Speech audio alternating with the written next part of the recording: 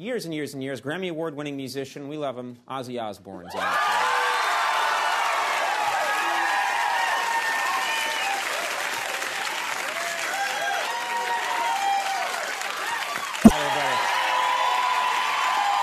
Okay, we're back. My next guest is a rock and roll legend. He was the star of the MTV's hit reality series, The Osbournes. He also has a new box set out entitled Prince of Darkness. Please welcome Ozzy Osbourne.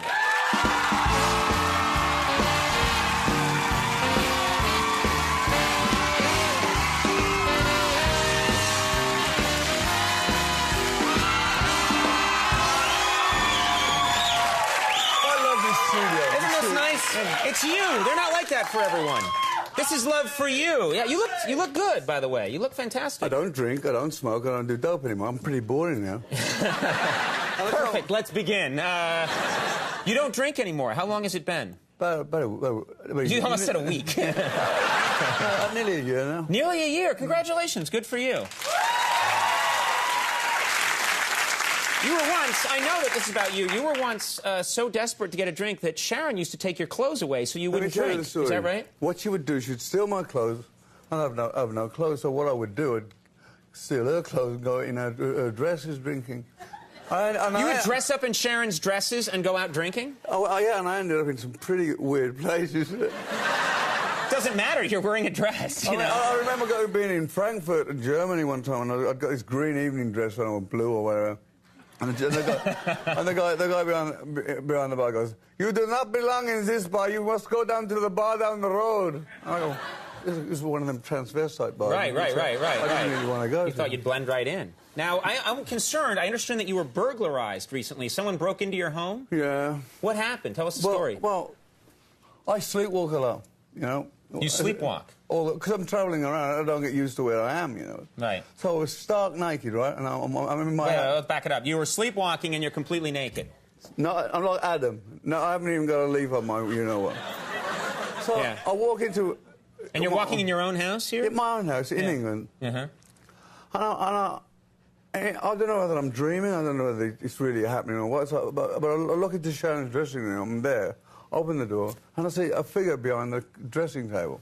I'm going, is this a dream? And suddenly this guy makes a run for the window. Mm-hmm. So my usual behaviour would go, "Sharon, you've got a visitor," and run out. Right. But let her deal with it, right. Yeah, she's got all the panic buttons and all that. Right. I've got one, my legs, and I'm running. Right. So what I do the opposite. I run to, he's trying to get out the window. I got him in a headlock. You grab this person? Yeah, and what's wrong with me? Yeah. So I got him in a headlock, and he's got his ski mask on, and I'm going... the thought kind of crosses my mind. I go, what if he gets back in and he gets the better of me? And then, also, what if he's gay? She'll lose her jewellery, and I'll lose my jewellery at the same time. So, do you fight a lot of crime naked? Is that something you do? I'm a naked crime fighter. Naked crime fighter, yeah. Well, speaking of your naked body, which I always like to get to, you have a lot of tattoos, I noticed, but someone told me you have smiley face tattoos. Yeah, well, you know, I hate being alone. I suffer from loneliness. So I just sit there, and I got two little faces on my knees. What? What's this? Two little faces. Shot of these? Those are little, you know, those are two smiley... And my son is just... Why do you have smiley faces on your knees? Well, when I'm pissing people off, they don't want to talk to me, so I can always pretend they're alive and talk to them, you know. My son... I don't follow this at all, I'm going to be honest with you. You don't... They're there because what? Because when people get mad at you, what happens? What it is... What? I'm Conan. Hi, how are you? Good to see you. Wouldn't be terrible about that, So you have the smiley face tattoos, and they... My son just had it done. It's like a family tradition, an Osbourne family tradition. Oh, okay, so it's something everyone in the family, is all the Osbournes going back... The males. The males in the thousands of years. My great-great-grandfather... Have had smiley face on their knees. Egbert. Egbert Osbourne? Okay, I'll buy that. No, Egbert no bacon. Now, let's talk about Jack. I read recently that Jack, your son, wants to be a fireman. Yeah, he comes up with these crazy ideas from time to time. I mean, Well, that's not a crazy idea. He's not into this fame thing, you know. Like Kelly, my daughter's just done a new record. Right. And Jack's doing this extreme sports thing, like rock climbing and swimming with sharks and all that stuff, you know. Do you think he'd be a good fireman? Do you I think he would. I don't know why that made me laugh. I just like that. Do you think he would? He'd be a good fireman. Yeah.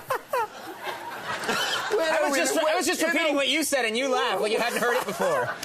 Where is this leading us? I don't know. I just like to wander around with you. It's fun. Now, last time I visited you at your home once when we shot something a bunch of years ago for the Emmys, and we had a good time. But I noticed that you had to be driven everywhere. You don't drive in Los Angeles. I can drive, but and I've taken the test in England. You've taken a test in England?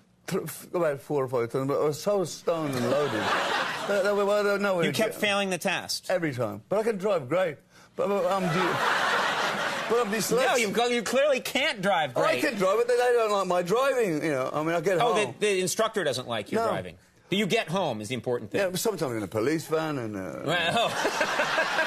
Ba-doom, boom. So, well, what is your problem when you drive? What bothers you? What do you find difficult? Back in those days, I'd drink too much booze or take too much dope, and I'd pass out. I'd just, do a three-point turn, I'd be like... Right, okay. You have said that if you had to do it all over again, because you just sort of wrapped up the Osbournes, but if you had to do it all over again, you wouldn't do it. No, I mean, you have cameras 24/7. You get pretty pissed off some days, you know. Right. So now you're going to look forward to you go and you make a sandwich or something, and there's not a camera right there in your face. Right. Well, but saying that, we had that Dr. Phil round to do the final thing on Saturday, and we haven't actually had the film crew in the house for about 4 months now, and they all came back, and it was kind of like, oh, I miss you, you know. Right. We kind of made friends. We became good friends. With the crew and everything, so now that's done. Are you going to stay in the same house? You guys going to live in the same house? Oh, don't talk to me. Do you know, no, this is no lie. We have either rented or... Not we, I should say. My wife and I have either rented or bought, in 25 years, 27 houses. And that is no joke. 27 houses? And so when we bought this last one, where we filmed the Osbournes, I said, Sharon, darling, I love you, but can we at least let the paint dry on this one, you know? But you think she's going to move you again? People come in and say you're going to move us. I go, I don't know. You know, everybody else knows by me, you know. So she could already be living in another house, and you would now... You're like, I can't find the bathroom. Well, the Prince of Darkness box set's in stores now. And look for Ozfest this summer. Yeah. And, you look fantastic. You look great. It's very nice to see you doing so well. Thank you. It's a very nice guy. Ozzy Osbourne. We'll be right back. Trace Adkins, stick around.